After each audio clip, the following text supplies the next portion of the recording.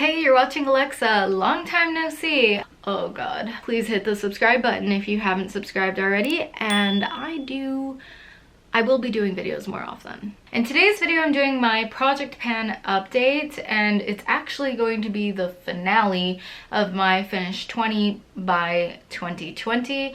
I think I want to give myself a break with the project pans and maybe restart fresh in 2020. I do realize that this project pan has sort of been all over the place because I've included a lot of skincare, and I am very interested in just soaking up all the skincare possible because the Lord knows my skin needs it. If you're at all curious as to why I haven't been posting lately, I mentioned it in my last project pan. I've had family over and it has been difficult, and I've really gotten into Facebook Marketplace recently. Like, I've been selling a lot of stuff, and I've also been casually job hunting, but I'm not gonna just settle for anything. The way that this project pan is going to pan out is, pun intended, I'm going to be telling you all of the items that I finished. So the first item that I finished was my Dior Lip Glow, and I finished that back in April. Now this item was just very used up already. I was just picking and scraping inside with a lip brush to use it all up because it is a very expensive lip balm. I have repurchased it multiple times, but I have no intention in doing so in the near future just because I think it's a glorified lip balm that tints your lips, and there are other cheaper products on the market that do the same. The next item that I finished was the Annabelle Skinny Liner for the brows in Ebony. What's really great about it is that it doesn't do that red thing that a lot of brown liners do, and it's also not too black. It's a very muted black brown shade. I also finished the Chloé perfume in April, and it was one of my signature scents for quite a while, and as I mentioned in my update video back in April, I would not repurchase it simply because I feel like that fragrance had a time and a place in my life, and it brings me a lot of memories of certain times that I'd like to think I've grown past. I also finished the Makeup Forever Ultra HD Foundation in Y335, which I really enjoy and I would reuse again in the future.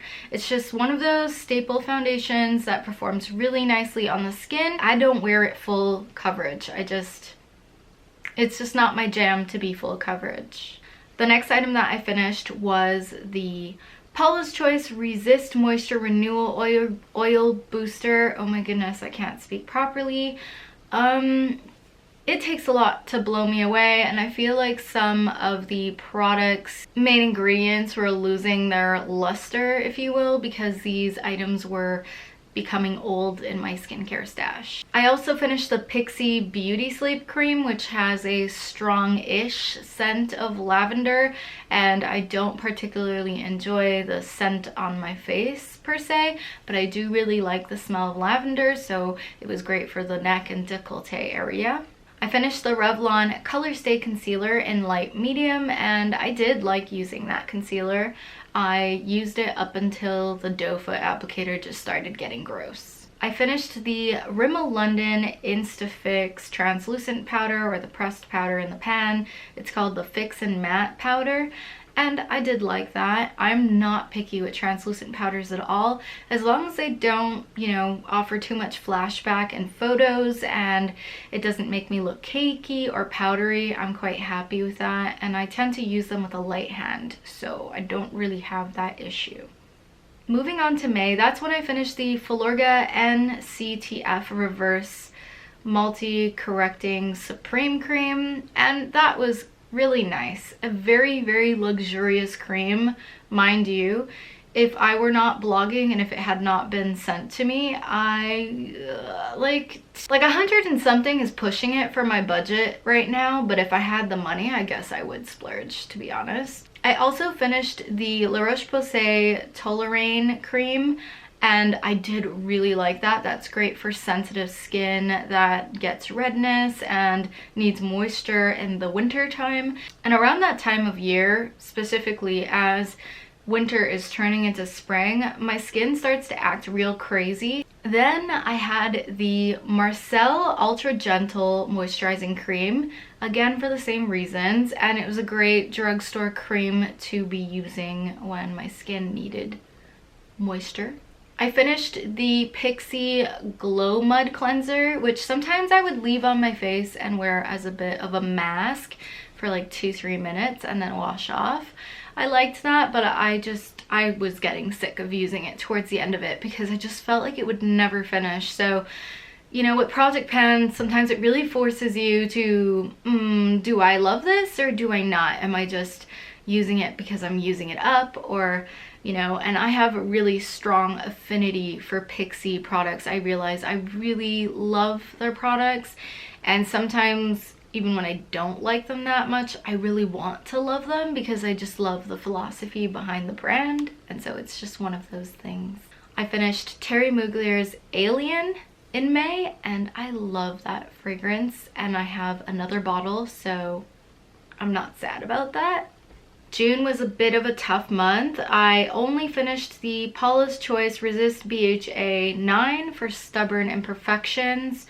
And again, I had so little left towards the end of it that I didn't really realize whether the product was effective or not because it was a bit on the older side, and ingredients lose their effectiveness over time, which is why I really wanted to focus on my skincare stash during this entire project pan because there's just way too much stuff.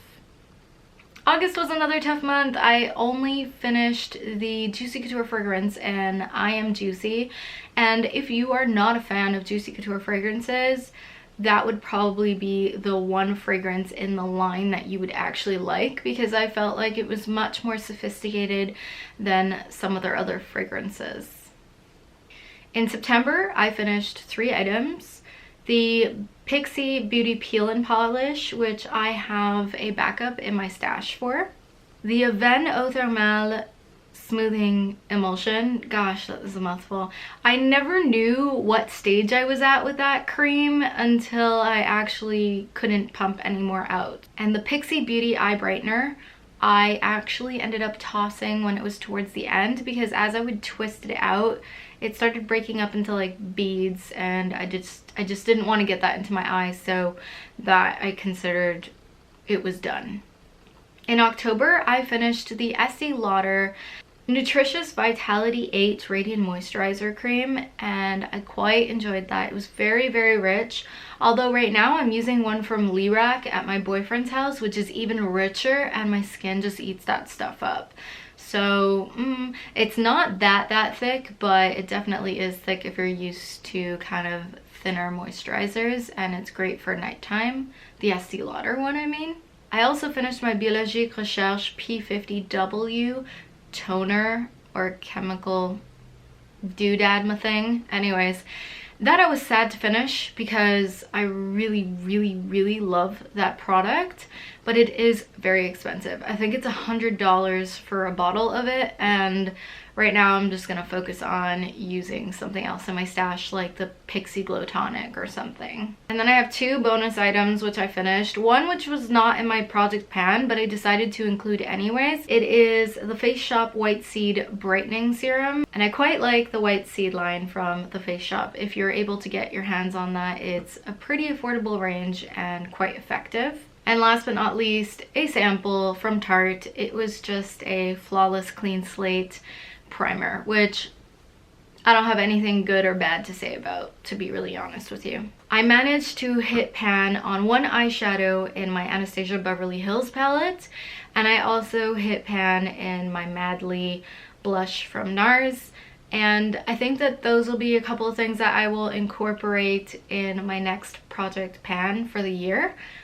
It was not successful with Naked 2 or Naked 3, and there are quite a few foundations which I have not finished really. If you have any recommendations for me to try another method of project panning, or just any kind of guidance or any suggestions for what kind of project pan you would like to see in the year of 2020, I would love to hear that from you. I'd like to invite you to check out my Instagram page. I'm linking that down below, and you can subscribe, hit the notification bell if you always always want to be notified when I post another video. I also want to thank you so much for watching these videos, and if you enjoy them, I will link them, the rest of them, down below. I look forward to project panning in 2020.